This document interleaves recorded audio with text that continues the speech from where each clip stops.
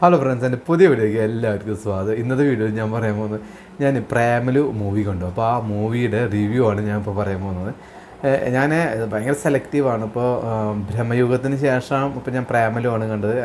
എനിക്ക് ചില മൂവീസ് കാണുമ്പോൾ ട്രെയിലറൊക്കെ കാണുമ്പോൾ ആ മൂവി കാണുന്നത് ഭയങ്കര ആഗ്രഹമാണ്. ഞാൻ പ്രേമലു കാണണമെന്ന് അങ്ങനെ വലിയ ആഗ്രഹിച്ചൊരു മൂവിയല്ല, പക്ഷെ അത് 100 കോടി ക്ലബിലൊക്കെ എത്തിയതാണ്. അപ്പോൾ എനിക്ക് കാണാൻ ഭയങ്കര ആഗ്രഹം. എന്താണ് അതിൻ്റെ ഉള്ളിലുള്ള, പിന്നെ നെസ്ലിനെ എനിക്ക് ഭയങ്കര ഇഷ്ടം. നെസ്ലിൻ്റെ ആക്ടിങ് ഒക്കെ ഭയങ്കര ഇഷ്ടമാണ്. അപ്പോൾ അതുകൊണ്ടൊന്ന് കാണാമെന്ന് വിചാരിച്ച് പോയി കണ്ടതാണ്. ആദ്യം മുതൽ അവസാനം വരെ ഞാൻ എൻജോയ് ചെയ്തു. അത്ര സൂപ്പർ മൂവിയാണ്.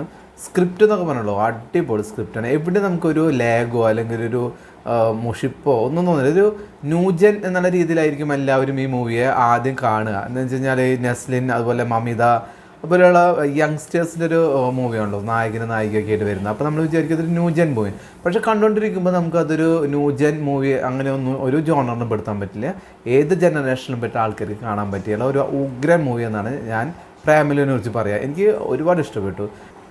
അപ്പോൾ പ്രേമലുവിൻ്റെ ഏറ്റവും പ്ലസ് എന്ന് പറഞ്ഞാൽ അതിൻ്റെ സ്ക്രിപ്റ്റ് എന്ന് തന്നെയാണ് ഞാൻ പറയുക. പിന്നെ എനിക്ക് ഇഷ്ടപ്പെട്ടത് എന്ന് പറയുന്നത് ആ ഒരു ഫ്രണ്ട്ഷിപ്പിൻ്റെ ഒരു ബോണ്ടിങ് ഉണ്ട്, അതെനിക്ക് ഭയങ്കരമായിട്ട് ഇഷ്ടപ്പെട്ടു. പിന്നെ അവരെ ഒരു IT പ്രൊഫഷണൽസ് ഉണ്ടല്ലോ, അവരുടെ ഒരു ഇടയിലുണ്ടാകുന്ന ഒരു സൗഹൃദം, അതൊക്കെ എനിക്ക് ഇഷ്ടപ്പെട്ടാണ്. അതൊക്കെ സ്ക്രിപ്റ്റിൽ വളരെ നന്നായിട്ട് ചെയ്ത് കാണുന്നത്.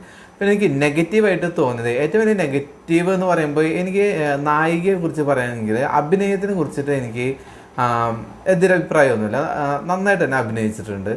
മമിത നന്നായി തന്നെ അഭിനയിച്ചു. പക്ഷേ ഒരു ഹീറോയിൻ എന്നുള്ള രീതിയിൽ മമിതയെ എങ്ങനെ വിലയിരുത്തണം എന്നുള്ളത് ഒരു കൺഫ്യൂഷനുണ്ട്. കാരണം നമുക്കിപ്പോൾ അനശ്വര രാജൻ എന്നൊക്കെ പറയുമ്പോൾ നമുക്കൊരു നായിക സങ്കല്പം എന്നൊക്കെ പറയുമ്പോൾ നമുക്ക് ഓക്കെയാണ്, ഓക്കെ അങ്ങനെ. പക്ഷെ അങ്ങനെ ഒരു ലെവലിൽ എനിക്കെന്തുകൊണ്ടോ മമിതയെ ഒരു നായിക എന്നുള്ള രീതിയിലായിട്ട് ചിന്തിക്കുമ്പോൾ പോരാ എന്നാണ് എനിക്ക് തോന്നിയുള്ളത്. പല ഫ്രെയിമിലൊന്നും ശരിക്ക് ഒരു ലുക്ക് വരുന്നില്ല. ഒരു നായിക എന്നുള്ളതിൻ്റെ ഒരു നമുക്ക് അങ്ങനെ ഒരു ഫീലിംഗ് തോന്നുന്നില്ല എന്നുള്ളത് എനിക്ക് തോന്നുന്നു. ഒരു എന്തോ ഹെയർ സ്റ്റൈലിൻ്റെ ഒരു പ്രത്യേകത കൊണ്ടാണോ അങ്ങനെ എന്തോ എനിക്കത് തോന്നിയില്ല. പക്ഷേ ആക്ടിങ് ഓക്കെയാണ് കേട്ടോ. ആക്ടിങ്ങിൽ ഒരു കുറവും എനിക്ക് തോന്നിയില്ല.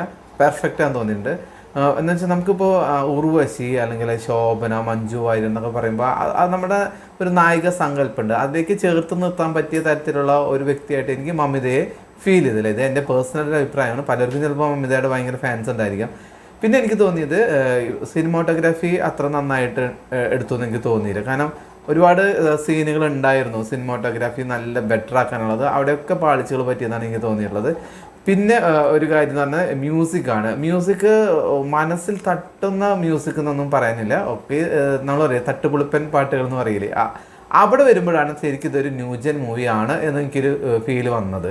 കാരണം അങ്ങനത്തെ പാട്ടുകൾ നമുക്ക് പെട്ടെന്ന് മനസ്സിലോട്ട് കയറൂല. അത് എന്താണ് ഇവർ ഈ വരികൾ എന്താണെന്ന് തിരിയില്ല.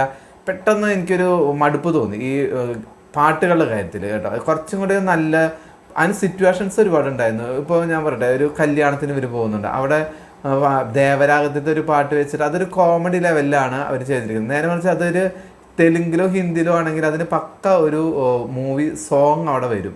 ഇത് വേറെ ഏതൊരു പാട്ടെടുത്ത് അവർ സ്റ്റേജിൽ കളിക്കുന്നു, അങ്ങനെ രീതിയിലാണ് എടുത്തിരിക്കുന്നത്. അപ്പോൾ അത് ആ സ്ക്രിപ്റ്റിൽ അങ്ങനെ ആയതുകൊണ്ടാണ് അവരങ്ങനെ എടുത്തിരിക്കുന്നത്. അത് കുഴപ്പം നന്നായിട്ടുണ്ട്. പക്ഷേ വേറെ സിറ്റുവേഷൻസിലൊക്കെ ഇപ്പോൾ ഒരു യാത്ര ചെയ്യുന്ന ഒരു സോങ് ഒക്കെ ഉണ്ട്. അപ്പോൾ അതൊക്കെ ഇത്തിരി കൂടെ നന്നാക്കി നല്ല ലിറിക്സുള്ള പാട്ടുകളൊക്കെ ഇടായിരുന്നു എന്ന് എനിക്ക് തോന്നിയിട്ടുണ്ട്. ഇപ്പോൾ എന്തൊക്കെയോ ആ പാട്ടുകളുടെ വരികൾ പോലും എനിക്ക് സിനിമ കഴിഞ്ഞ് ഇറങ്ങിയപ്പോൾ ഏതാണ് പാട്ടെന്ന് പോലും എനിക്ക് ഒരു ഐഡിയ ഇല്ലാത്തപോലെ തോന്നി. അതൊരു കുറവായിട്ട് എനിക്ക് ഫീൽ ചെയ്തു. പിന്നെ അഭിനയത്തിൻ്റെ കാര്യത്തിൽ പറയുകയാണെങ്കിൽ നസ്ലിനും നസിൻ്റെ കൂട്ടുകാരനായിട്ട് അഭിനയിച്ച അയാളുടെ പേര് എനിക്കറിയില്ല, ആളും അഭിനയം സൂപ്പർ അഭിനയമായിരുന്നു. പുള്ളിയുടെ അഭിനയം എന്നൊക്കെ പറഞ്ഞാൽ വേറെ ലെവലാണ്. ഞാൻ അവൻ്റെ മുഖം കാണുമ്പോൾ എനിക്ക് ചിരി വരായിരുന്നു. ഓരോ എക്സ്പ്രഷൻസ് കൊടുക്കുന്നത്, നസ്ലിൻ കൊടുക്കുന്നതിൻ്റെ തിരിച്ചവൻ കൊടുക്കുന്ന എക്സ്പ്രഷൻസും അവർ തമ്മിലുള്ള ഒരു കോംബോ, നമ്മളിപ്പോൾ നിവിൻ പോളും അജു വർഗീസൊക്കെ ഉള്ള ഒരു കോമ്പിനേഷൻ, അതേപോലെ അത്രയും സൂപ്പർ അടിക്കുന്നത്. പിന്നെ കുറച്ച് നേരത്തെ മാത്യു വരുന്നുള്ളെങ്കിലുണ്ടല്ലോ, ആ വന്ന സീനുകളൊക്കെ സൂപ്പറായിട്ട് പൊളിച്ചിട്ടുണ്ട്. ഒരു പഠിപ്പിസ്റ്റ് അല്ലേ, അങ്ങനെ ഒരു ലുക്കൊക്കെ ആയിട്ട് ഭയങ്കര നന്മമരം പോലത്തെ ഒരു പയ്യൻ, ഭയങ്കര പഠിപ്പിസ്റ്റാണ്, മദ്യപിക്കില്ല, പ്രണയിക്കില്ല, അങ്ങനെ വളരെ നടക്കും. നമ്മുടെ ഇടയിലൊക്കെ അങ്ങനത്തെ ഒരുപാട് പയ്യന്മാരെ കാണും. അപ്പോൾ അതേപോലത്തെ ഒരു പയ്യൻ, അത് എനിക്ക് ഭയങ്കര ഇഷ്ടപ്പെട്ടു. ഒരു അടി വരുമ്പോൾ ഓടുന്ന ഒരു സീനൊക്കെ സൂപ്പറായിട്ട് എനിക്ക് തോന്നി. അപ്പോൾ എനിക്ക് പ്രേമലു മൊത്തത്തിൽ നോക്കുകയാണെങ്കിൽ ഞാൻ ഭയങ്കരമായിട്ട് എൻജോയ് ചെയ്തു.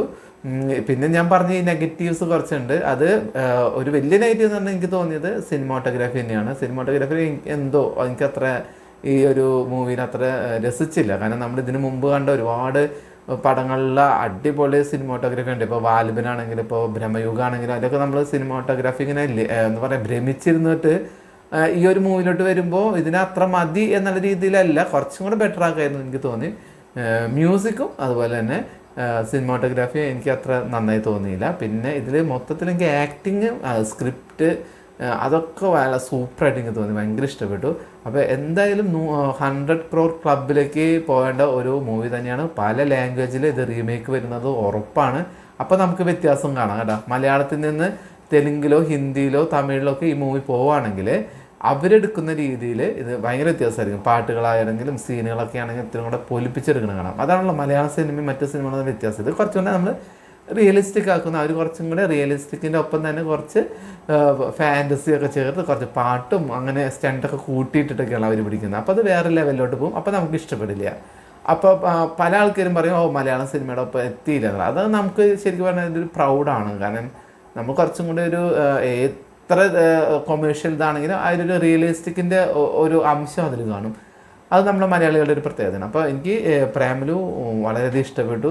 നിങ്ങൾ കാണാത്തവരുണ്ടെങ്കിൽ പോയി കാണണം കേട്ടോ. നല്ലൊരു പടമാണ്. ഞാൻ ഒരിക്കലും കാണണമെന്ന് വിചാരിച്ചൊരു പടമല്ല.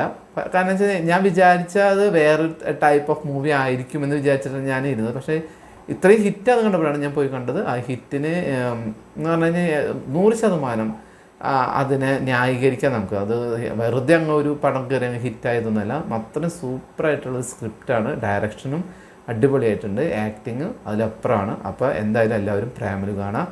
ഇനി ഞാൻ കാത്തിരിക്കുന്നത് മറ്റൊരു പടമാണ്, അത് കത്തനാരാണ് ഞാൻ കാത്തിരിക്കുന്നത്. അപ്പോൾ കത്തനാരിൻ്റെ ഒരു എക്സൈറ്റ്മെൻറ്റ് എനിക്കിപ്പോഴും ഉണ്ട്. പിന്നെ ആടുജീവിതം ഞാൻ വെയിറ്റ് ചെയ്യുന്നൊരു പടമാണ്. അങ്ങനെ പടങ്ങൾ ഒരുപാട് വരുന്നുണ്ട്. അപ്പോൾ എന്തായാലും അടുത്ത ഒരു മൂവിയുടെ റിവ്യൂ ആയിട്ട് വരാം. അതുവരെ എല്ലാവർക്കും ബൈ.